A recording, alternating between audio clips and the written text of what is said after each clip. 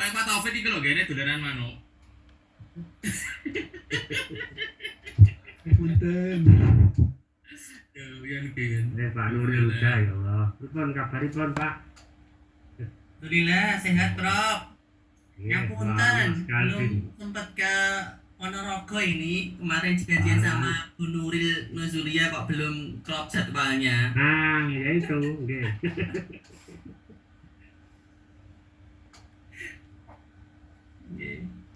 Nah, alhamdulillah ini Prof Agus Alhamdulillah niki Prof Zainul Fitri sampun gabung. bergabung ini senior teladan kita semua ini. Assalamualaikum Prof Gus Zainul.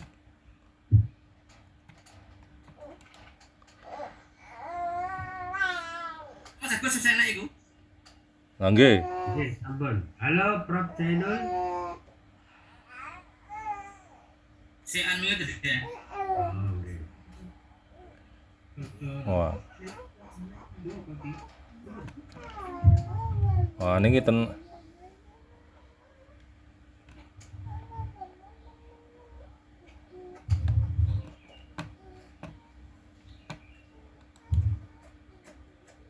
Assalamualaikum. Waalaikumsalam warahmatullahi wabarakatuh. Tim Wabarakatuh. Nggih. mohon maaf ini baru dari kamar tetangga Andi. Wah, iki Mas Allahu Akbar. Wah. Apunten Wah, ngapunten. Assalamualaikum Prof Zainul. Saya ini Profesor Ulum Gimana, Prof Agus? Alhamdulillah ada Prof Wahid Murni ini.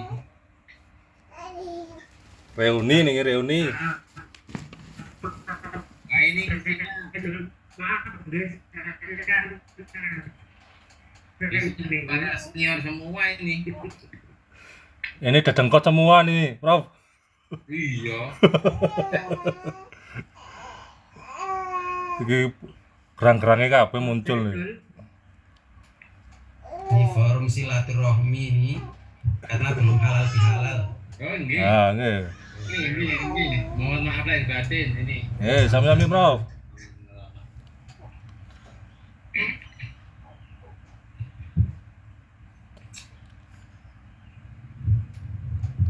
Monggo pun Prof Agus dimulai. Nggih. Nggih. Ya saya ikut Prof Mukibat aja yang seniman. Rebutan jadi imam ini gimana? Rebutan jadi imam ini. Prof Zainul. Halo. Oke. Siap. Nek saya nebeng jenengan wekdale monggo. Oh, apa? Baik. Oke, Kita mulai aja kalau gitu. Terima kasih. Assalamualaikum warahmatullahi wabarakatuh. Waalaikumsalam warahmatullahi wabarakatuh. Bismillah, alhamdulillah, wala quwwata illa billah. Yang saya hormati partner kami, Prof Mukibat dan seluruh Bapak Ibu dosen UIN Malang, para senior, kolega, para teman, para sahabat semuanya yang tidak bisa saya sebutkan satu persatu. Kegiatan hari ini sesuai dengan jadwal, kita akan melakukan review terhadap proposal gitu di Prof Mukibat ini. Konsep note. Kita prinsipnya tidak usah lama-lama ya. Wah, siap, Prof. Jadi prinsip yang harus dipegangi. iya, kalau sudah jelas ngapain dilama-lamakan, kalau nggak jelas juga ngapain ditanya, nggak jelas kok ditanya. Sepakat. Kalau sudah jelas ngapain ditanyakan. Kira-kira itu. Saya ikut ke Mas Angga ini. Mas Angga sebagai panitia atau sebagai Peserta, Prof. ini? Peserta. Tim saya. Loh. Bro. Mas Angga tim saya ini. Oh malah. Ini Saya kira sebagai panitia langsung deh. Oh, itu Mas Angga yang Dwi Mulyanto, Prof. Yang matematika. Ini sering Ya. terbalik-balik. Ini sinten dulu saya ngikut saja. Ya. Sesuai dengan daftar kehadiran atau sesuai dengan senioritas. Saya enggak berani mengatur ini poros senior ini. Dipun. Duluan. Berdasarkan Yang siap sinten? Yang siap. yes. Kita aja, Prof. Ini sudah siap ini. Oke, Mas Agus. Mas Agus, aku piye? Nggih wis. Cinten. Nggih, kula rumiyin. Nggih Pak Fahim dulu, kemudian kelompok Pak Samsul Ulum, terus kemudian Monggo Mas Fahim dulu ta, monggo. Ya, Mas. Bersih gak apa-apa, Bon. Nggih. Monggo. Saya ikut saja. Oke. Singkat toh? singkat. Oke. Assalamualaikum warahmatullahi wabarakatuh. Waalaikumsalam warahmatullahi wabarakatuh. A'udzubillahi minasyaitonirrajim. Bismillahirrahmanirrahim. Alhamdulillah wa syukur. La haula wala quwata illa billah. Allahumma shalli wa sallim ala sayyidina Muhammad wa ala ali sayyidina Muhammad. Rabbi shrah li sadri wa yassir li amri wa hlul 'uqdatam min lisani yafqahu qawli. Amin wa ba'du. Langsung saja yang saya hormati Profesor Dr. Haji Abdul Fitri, ya, yang terhormat Bapak Profesor Dr. Haji Mukibat sebagai reviewer, dan juga teman-teman kolega dari Maulana Malik Ibrahim yang sama-sama presentasi di seminar proposal penelitian di SPM tahun akhir 2024.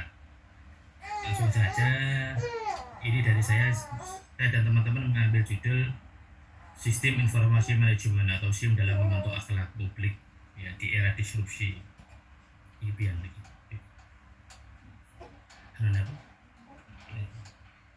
Mohon izin, ini masuk kategori riset apa? Klasternya apa? Maksudnya? Klasternya terapan pengembangan nasional atau? Oke, terapan, oke, nasional. Terapan pengembangan nasional. Oke. Oke. Jadi judulnya itu. Oke, monggo. Judulnya, oke. Awal. Ya, ini terapan pengembangan nasional. Judulnya pun. Tim saya Pak Asrori sama Pak Fatin. Latar belakangnya ya. Jadi memang karena adanya perkembangan teknologi yang luar biasa, seperti bagaimana diungkapkan oleh Peter Berger itu mengatakan memang dunia ini dipengaruhi oleh 3 hal. Nah, salah satunya adalah industrial teknologi. Industrial teknologi atau teknologi informasi itu mempengaruhi dunia, bahkan termasuk di dunia pendidikan, sehingga nanti akan mempengaruhi perubahan masyarakat yang luar biasa. Bahkan teknologi ini tidak hanya masyarakat yang regional, lokal, tapi juga bagaimana juga masyarakat nasional, bahkan mungkin mengglobal atau internasional. Di sisi lain memang gimana? Halo? Lanjut ya? Lanjut. Lanjut.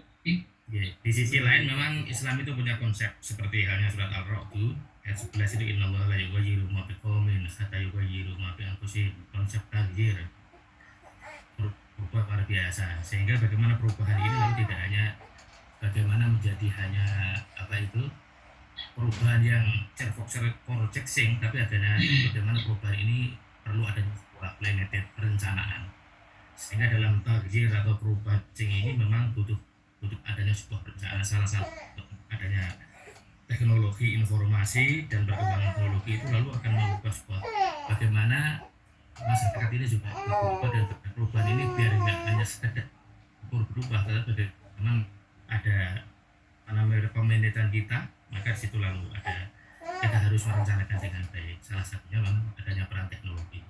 Yang selanjutnya memang Islam ini memang mempunyai ciri khas. Islamnya itu adalah al-Islam sholihun fi kulli zaman wa makan, sehingga ada konsep bagaimana Islam itu internal, bagaimana Islam itu adalah universal, eternal, sama kosmopolit. Islam itu tidak hanya untuk orang-orang tertentu atau bangsa tertentu atau kelompok tertentu, tapi bagaimana ada universal mendunia. Islam ini adalah eternal, Islam adalah tidak terbatas waktu, maka tidak ada batas bagi Islam pokoknya memiliki yang. Yang selanjutnya adalah kosmopolit. Ini sebenarnya Mensupport lamanya adalah endemik. Bagaimana Islam itu hanya hidup di daerah tertentu, tapi bagaimana bisa menyesuaikan perkembangan di luar. Di sisi lain Islam itu adalah kembali ke tadi, artinya ada perkembangan masyarakat, terutama adanya perkembangan era disrupsi. Era disrupsi ini merubah tatanan kehidupan. Bagaimana dengan begitu cepat, kadang-kadang juga perubahan itu begitu tidak terduga. Banyak yang bagaimana itu menimbulkan keterkejutan dan lain sebagainya. Ini bagaimana tataran ini menjadi yang biasa. maka masyarakat tidak lagi hanya bisa ditrain dengan cara yang tradisional, tidak hanya bisa didesain dengan cara yang normatif, yang kaku, tapi bagaimana harus dipersiapkan ke menuju tatanan baru, menuju bentukan yang sesuai dan bahkan mungkin tidak hanya seirama dengan zaman, tapi bagaimana kalau bisa itu adalah menangkap zaman. Karena kita tahu memang konsepnya kan adalah alimu auladakum bisa zamanikum fa innahum makhluqun bisa ghairi zamanikum. Sehingga bagaimana kalau bisa itu desain social engineering masyarakat yang kita desain ke depan dengan pendidikan khususnya. Bagaimana ini bisa menangkap zaman. Tidak hanya seirama, tapi bagaimana menangkap pendahulu zaman. Sehingga menjadi hal yang luar biasa. Teknologi distribusi dan teknologi ini diharapkan tidak luar biasa bisa selaras. Di sisi lain memang adanya disrupsi ini juga menimbulkan adanya sebuah dekadensi akhlak yang luar biasa. Akhir-akhir ini dekadensi akhlak itu menjadi hal yang masalah yang jadi serius. Tidak hanya memadai hanya diselesaikan dengan pendekatan normatif tradisional. Bahkan mungkin pendekatan modern pun sudah kadang-kadang sudah tidak memadai lagi untuk bisa mengatasi akhlak yang begitu luar biasa yang dekadensi itu. Maka di sini memunculkan adalah sebuah alternatif solusi. Bagaimana ini kira-kira membentuk sebuah akhlak yang lalu tidak hanya sekali lagi didekati dengan pendekatan yang tradisional normatif, pendekatan yang mungkin modern, tapi lebih dari itu. Sehingga disinilah pentingnya penelitian ini. Nah, penelitian ini adalah bagaimana peran teknologi itu menjadi yang luar biasa. Sehingga ini mengambil spesifik yaitu di SIM, Sistem Informasi Management. Sehingga bagaimana dengan SIM ini dikontrol, mengawal akhlak masyarakat. Jadi akhlak masyarakat tidak hanya dikontrol lagi dengan hanya dari kiai ke santri atau dari dosen ke mahasiswa atau dari guru ke murid atau dari mungkin dari pendidik ke anak didik, tapi bagaimana juga teknologi informasi itu ternyata bisa mengontrol akhlak. Seperti sekarang ini ada perkembangan yang luar biasa. Ada pangsa pasar umpama. Sekarang kan dikendalikan dengan rating. Ada rating. Supporter ya hebat. Kalau ratingnya jelek nanti juga akan laku. Sehingga yang menjadi yang luar biasa inilah bagaimana pentingnya adalah sebuah teknologi informasi ini untuk memberikan sebuah alternatif solusi sehingga akhlak akan terbentuk dengan adanya SIM. SIM ini akan membentuk sebuah akhlak, terutama nanti di wilayahnya kan pendidikan, karena memang bedanya kan peralatan pendidikan. Sehingga harapannya nanti pendidikannya ini juga bagaimana mendidikkan dengan teknologi informasi khususnya. Bagaimana yang luar biasa akhlak itu bisa terbentuk. Sehingga nanti sekali lagi ini akan berubah alternatif yang hanya didekati dengan tradisional yang sudah lama, ada yang modern, yang kekini kemana juga bisa menangkap zaman tadi. Sehingga nanti dalam penelitian ini akan menimbulkan sebuah fokus atau rumusan masalah.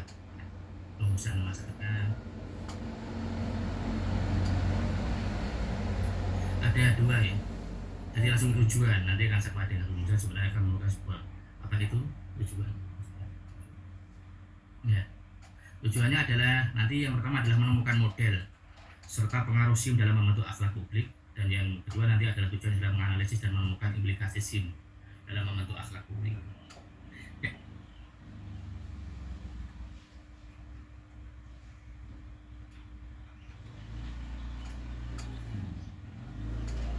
Ya. Yang pertama adalah jadi akaran solusi ya. Karena bentuk perwujudan akhlak masyarakat, pembentukan akhlak masyarakat. Yang kedua adalah menjadi jawaban ya terhadap era disrupsi untuk menjaga dan mewujudkan akhlak masyarakat, yaitu masyarakat yang berkeadaban dan ketika dalam menjadi model pendidikan akhlak di era mendatang. Harapannya begitu. Yang selanjutnya adalah penelitian-penelitian terdahulu. Ada beberapa macam penelitian terdahulu untuk membandingkan apakah penelitian ini betul-betul orisinal atau mungkin baru atau tidak. Ini ada beberapa macam penelitian, salah satunya adalah penelitian yang bagaimana berbicara terutama yang berkaitan dengan era disrupsi. Salah satunya adalah ada yang diteliti oleh Din Wahyudi, strategi pendidikan akhlak bagi generasi muda di era disrupsi.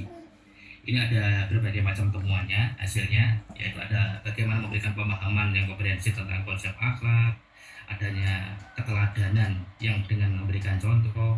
Baik, mungkin bisa langsung ke metode saja. Ini sudah kita baca. Metode aja. Langsung ke metode. Itu tak kira itu yang itu. Selanjutnya adalah kajian metode. Nah. Terus dilewati aja kajian literatur sudah saya baca. nah ini metode. Ini Mas Agus. Metode penelitiannya ini adalah bagaimana tujuannya adalah untuk mengukur pengaruh sistem informasi manajemen dalam membentuk akhlak publik serta menganalisis implikasinya. Sehingga yang digunakan adalah pendekatan kuantitatif dengan desain penelitian survei. Penelitian nanti dilakukan di MAN 2 Kota Malang dengan populasi siswa madrasah tersebut. Sedangkan teknik pengambilan sampelnya digunakan adalah cluster random sampling. Cluster random sampling. Sehingga nanti bagaimana tekniknya adalah baca. Oke.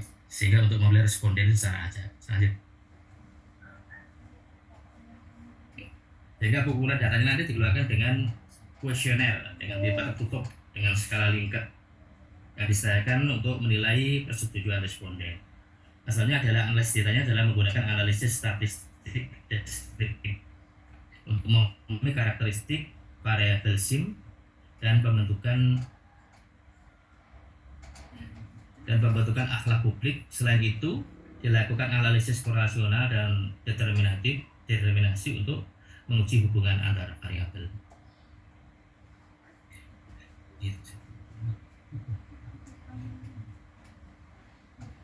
Yang analisis regresif juga digunakan regresi linear sederhana yang digunakan untuk menguji hubungan sebab akibat variabel independen SIM dan variabel dependen adalah pembentukan akhlak publik.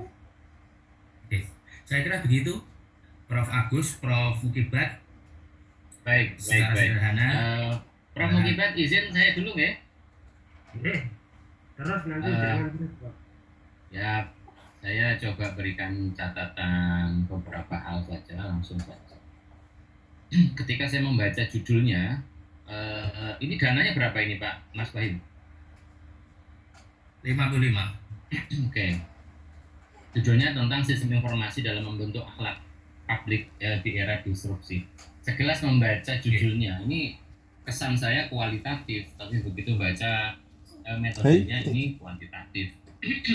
Oh, tertarik sekali. Judulnya menurut saya ini baunya bau kualitatif, tidak kelihatan bau kuantitatif sama sekali. Sementara kemudian analisisnya menurut saya terlalu sederhana ya, kalau hanya regresi linear ini kan, apalagi korelasi ya, pakai product moment lalu kemudian pakai uji F dengan regresi, saya kira ini terlalu sederhana kalau dengan judul yang seperti ini. Jadi sistem informasi mestinya yang dibangun itu kan, kalau lihat rumusan masalah ya, mohon maaf dulu, saya lihat latar belakangnya masih sangat normatif, artinya belum dibangun empirical data, jadi data empiris seperti apa hari ini potret SIM itu yang ada di sekolah, mestinya itu digambarkan dulu. Jadi evidence-nya itu harus ada, tidak sekedar previous research, tapi preliminary research, ada penelitian pendahuluan yang menunjukkan potret pemberlakuan SIM seperti apa hari ini gitu loh. Sudah ada nggak previous research-nya atau preliminary research ke lapangan, sehingga kesannya tidak nanti ujuk-ujuk langsung SIM dalam membentuk akhlak apa iya gitu loh. Sementara SIM di sekolah itu sifatnya emis, bentuknya kan itu kalau di sekolah. Emis, kalau di LMS termasuk lah ya, saya juga mengajar mata kuliah ini jadi tentang sistem informasi manajemen. Tapi kalau di sekolah kan itu, lalu kemudian pertanyaan berikutnya, kok bisa SIM itu membentuk akhlak publik gitu? Ini kalau lihat judul ya, belum melihat di evidence yang ada di dalam. Jadi kesan saya, apa ya SIM kok dalam membentuk akhlak gitu? Dan pusing ini ya, terus terang membaca judulnya, kenapa ya SIM kok membentuk akhlak gitu? Padahal SIM ini kan hanya tool sesungguhnya. SIM ini hanya tool, sama dengan Facebook, sama dengan Twitter kalau di dunia maya. Tapi ini kan SIM, sistem informasi manajemen, nanti bisa dielaborasi lagi saya kira. Karena informasi yang ada di latar belakang menurut saya masih normatif sifatnya, dengan data teoritis, kutipan ayat dan sebagainya, belum didukung dengan evidence. Kecuali memang ada hari ini wujud nyata bahwa MAN 2 itu sudah menerapkan SIM yang betul-betul ada data awal gitu, hasil jajakan awal bahwa ini ternyata sudah merubah gitu loh akhlak siswa yang awalnya.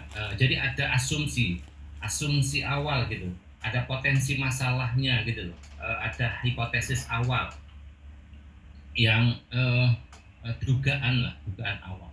Kemudian ketika saya membaca rumusan masalah, saya juga menjadi bingung. Kenapa menjadi model ya gitu? Bukankah ketika pertanyaannya model itu lebih tepat ke R&D ya, research and development. Mestinya kalau analisisnya pakai sekedar survei ya, mestinya mengukur survei itu kan mengukur persepsi ya. Mestinya kan bagaimana persepsi warga sekolah terhadap SIM dalam bentuk perilaku, religius, bentuk akhlak. Mestinya begitu pertanyaan, sehingga itu nanti sinkron dengan metode yang digunakan, yaitu dengan, coba kita lanjut kita cek metodenya. Nah, ketika di sini kan tidak sinkron. Kalau ingin menemukan model tapi tekniknya dengan survei itu kan mengukur persepsi, ingin mengetahui pandangan secara kuantitatif terhadap mereka. Ini saya kira juga apalagi pakai random sampling gitu loh. Teknik cluster random sampling ini dijadikan satu atau gimana? Cluster itu kan sendiri ya. Saya belum pernah sebetulnya menggabungkan ya. Cluster itu cluster menurut saya. Kalau random sampling ya random sampling. Kalau cluster begini, misalkan riset ini dilakukan di Kota Malang, misalnya.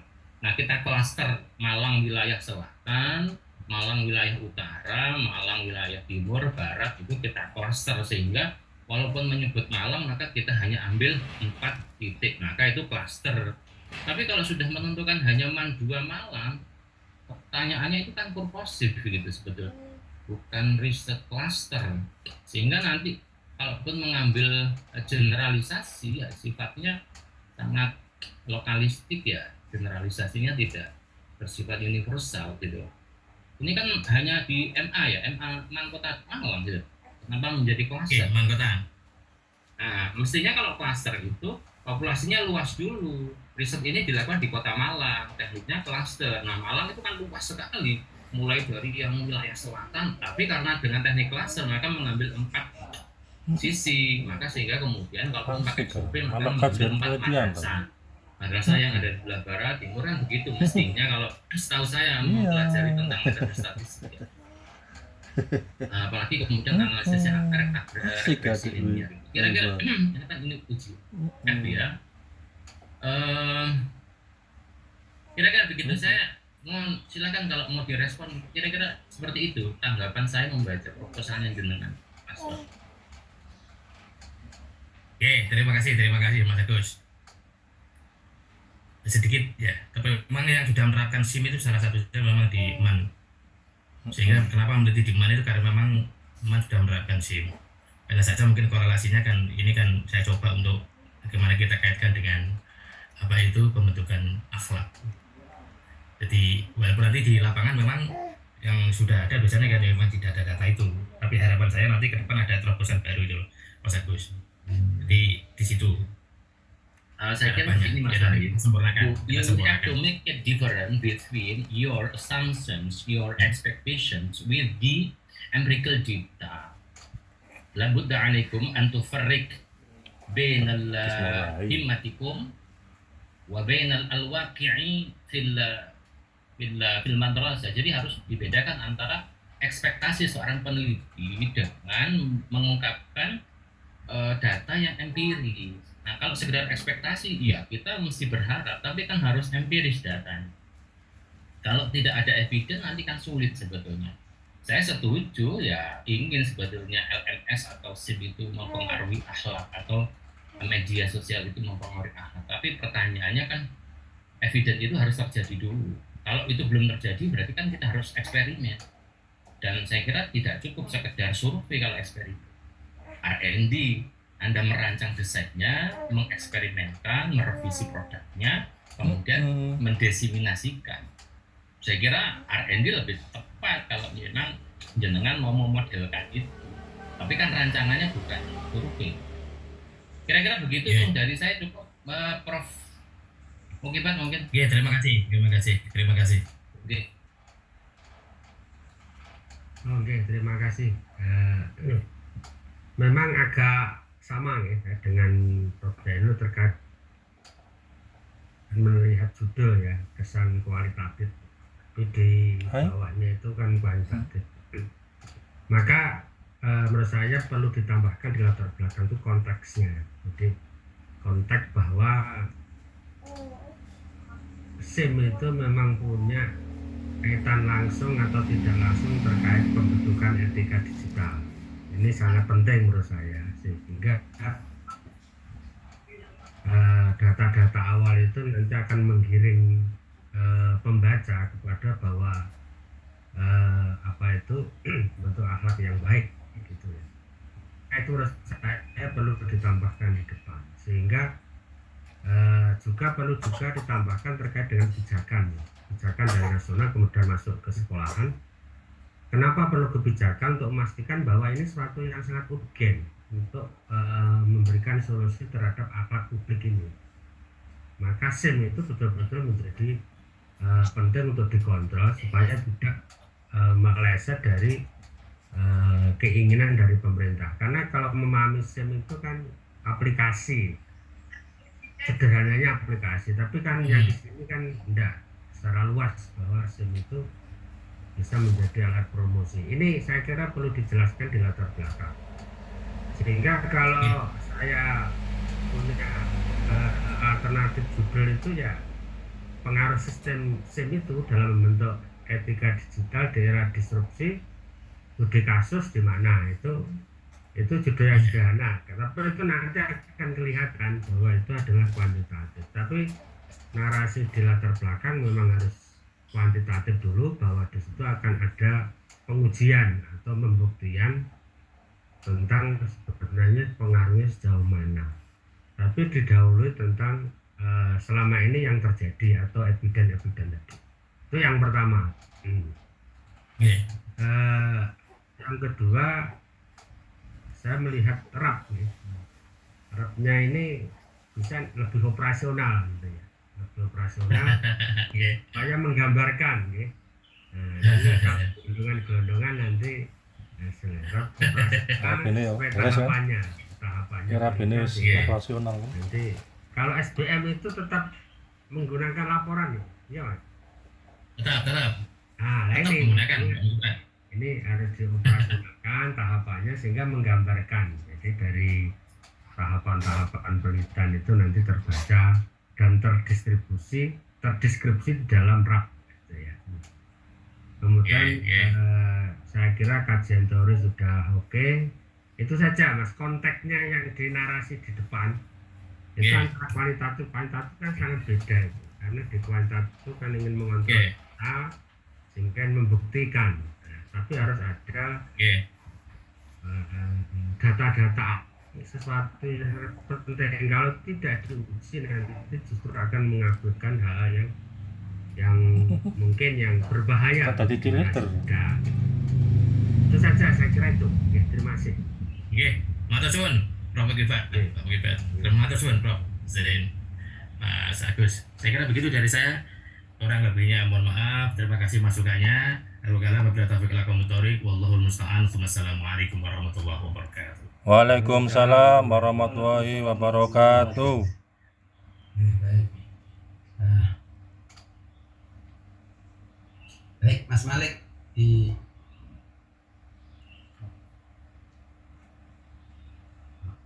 Baik, salam langsung ya, Prof. Agus ya, Prof.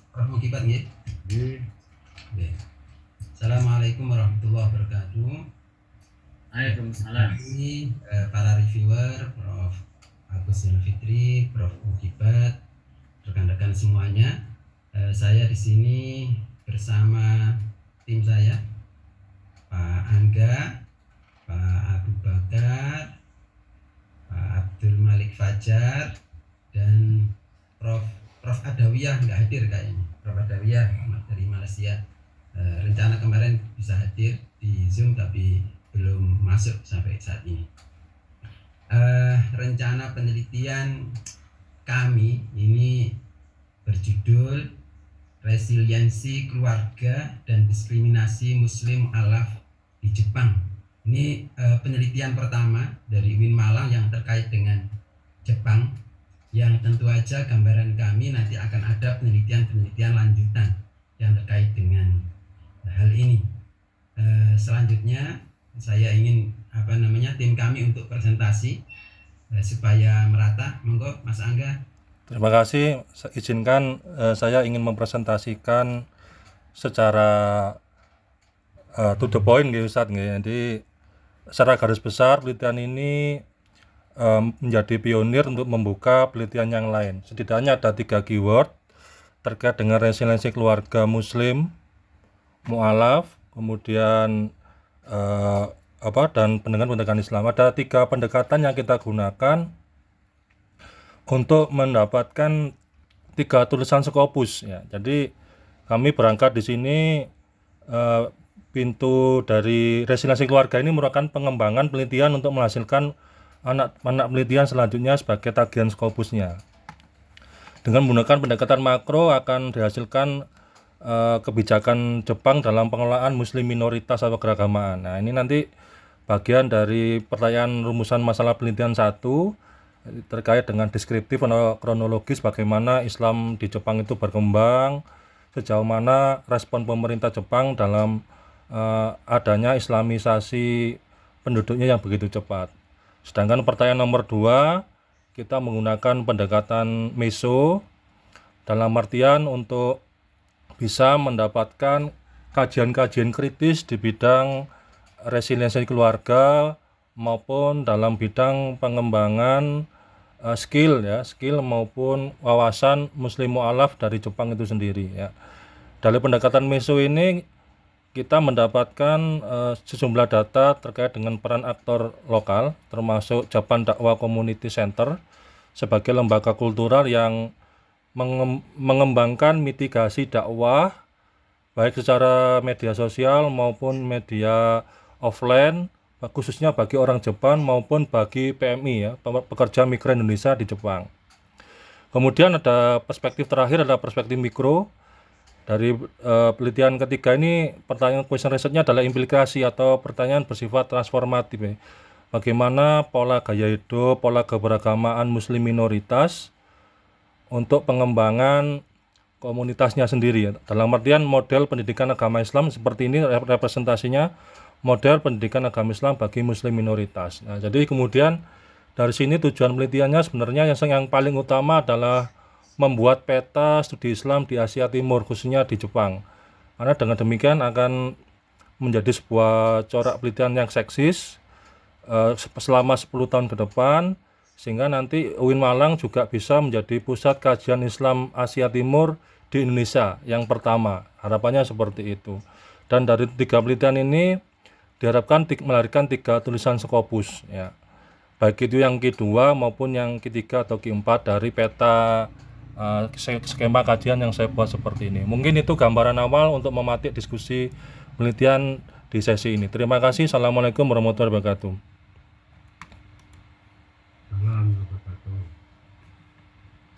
Okay, thank you, Professor Samsul Ulum and also Mr. Angga. We expect that you will present your proposal in English, because this is international standardization, When we submit our proposal in Jakarta on Litbangkes, we have to present in English. Sayangnya kita kalau daftar ke yang Litbangkes yang nasional itu Prof Mukibat suruh presentasi bahasa Inggris ya, karena 75 juta. Ini elean ini, nggak dalam bahasa Inggris ini. Padahal proposalnya ditulis bahasa Inggris. Tapi overall saya lihat proposalnya bagus itu, proposalnya bagus. Maunya saya mendengarkan Mas Angga tadi, muridnya, masternya Scopus ini. Jadi ketika pertanyaan yang pertama itu maybe you have to choose different diction ya. Coba diktinya jangan pattern ya. Itu kan pattern kan bentuk itu ya. Bagaimana apa yang dimaksud? What is pattern? Apa yang dimaksud? Pattern itu diterjemahkan apa oleh peneliti dalam bahasa Indonesia? Model atau mungkin abstraksi dari fenomena yang begitu rumit. kita sederhanakan dalam bentuk frasa atau skema yang bisa menggambarkan fenomena rumit tersebut, Oke, sehingga pertanyaan menjadi saya lebih sederhana. begini, ada nggak kajian teori tentang the pattern of life?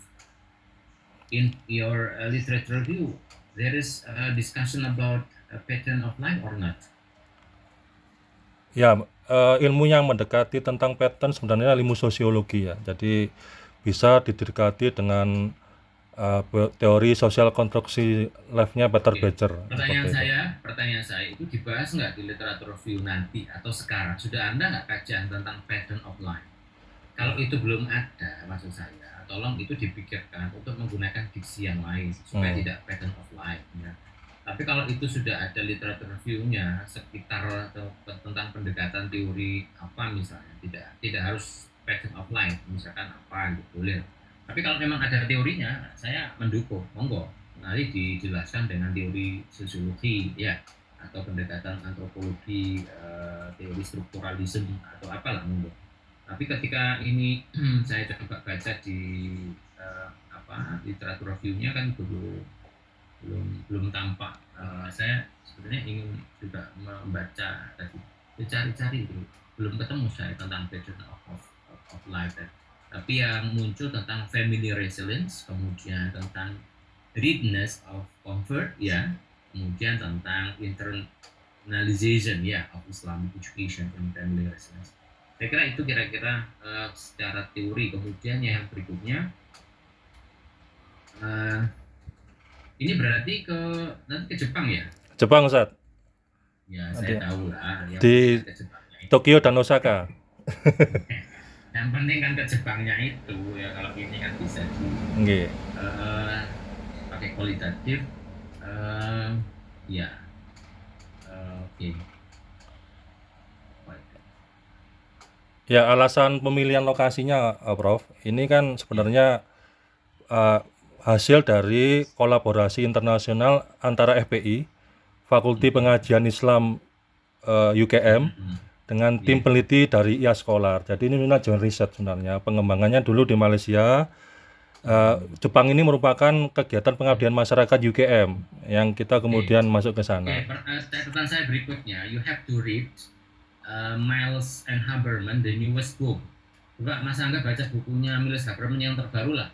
Dan Saldana, sudah nggak ada reduksi data, itu nggak ada sudah. Sekarang menjadi kondensasi data ya. Datanya terlalu klasik ini. You have to read the newest one from the Miles Haberman and Saldana 2014-2018 ya. Sudah nggak ada istilah reduksi data ini. Oke, siap. Bacanya meleong ya, salah ya. Ini baru lah. Ini kelihatan nggak mengupdate informasi. Padahal muridnya profesor yang guru kita semuanya ya. Ampun, Setgil. Oke, siap, Ustaz. Nggih. Iya. Dan tidak ada itu, sudah dimansuh itu. Ya. Wah, ini informasi terbaru yang baru. Ya, aja. Siap, Ustaz. Nggih, Prof Mukibat mungkin. Oke. Biasa melihat keluarannya tadi ada 3. Dan nanti amin. Lancar ya. Amin. Nanti Prof Mukibat mungkin juga menjadi penulis di situ itu. Harapannya itu. Ke-7 atau ke-8. Ya, siap, Ustaz. Ya, untuk memperkaya afiliasi. Ini saya melihat di yang family resilience ini. Nggih. Tolong nanti di teori itu diperjelas nggih. Oke. Karena kan di situ komponennya banyak itu. Nggih. Ketahanan keluarga saja atau dukungan sosial atau coping dan yang lain itu. Nggih. Supaya nanti menjadi fokus ya. Nggih. Nah, maka harus didahului oleh penjelasan ini di dalam konteks yang pernah terjadi di Jepang atau didukung oleh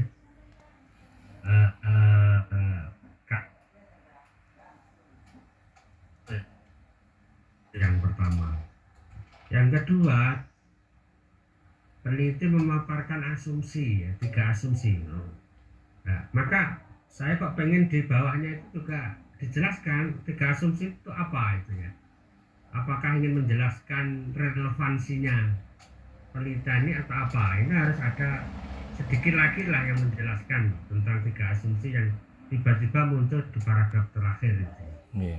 Itu. Kemudian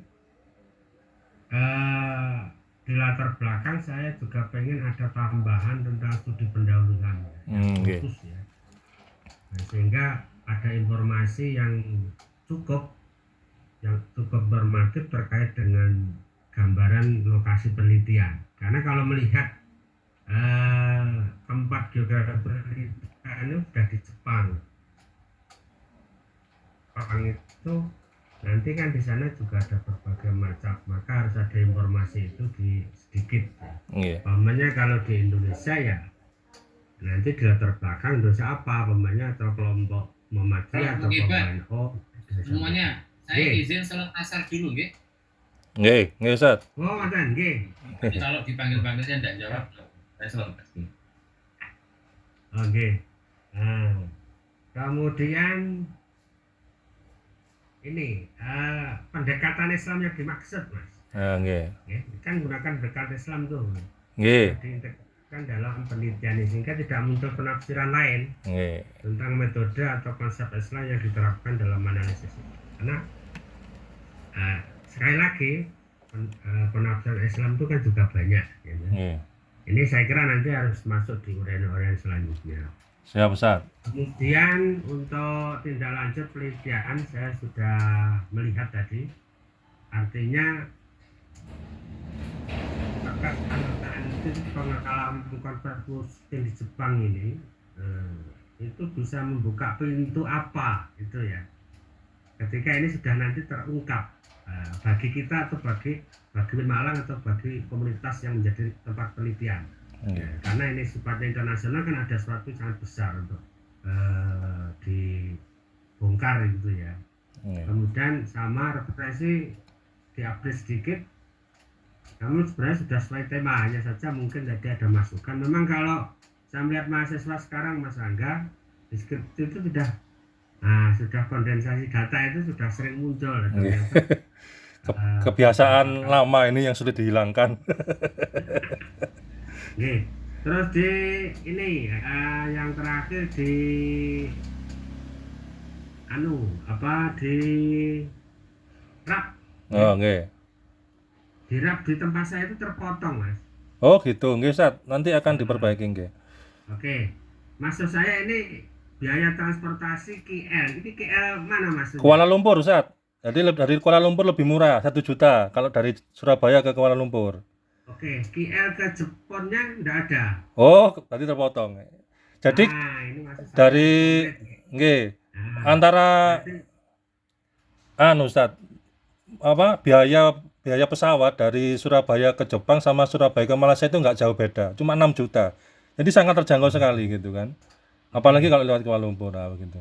oke, artinya maksud saya rincian itu mungkin dari departemen kemudian ngurus visa itu masukkan saja Oh, nggih. memudahkan nanti. Siap, nggih, Ustaz. Terus kemudian visanya dan kemudian lain sebagainya.